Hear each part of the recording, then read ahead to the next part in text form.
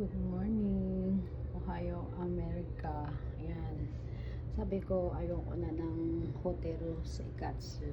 Ngayon naman, nandito naman ako sa ospital. Gusto ko po, nanyuin ng lola, ilang araw na ako.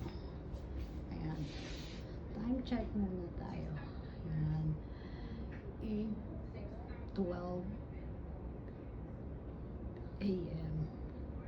August 7, Thursday. TV. Sana makauwi na ako. Ayoko na dito. Gusto ko na umuwi. Tapos, ito yung ano natin. Ang sariling kubeta.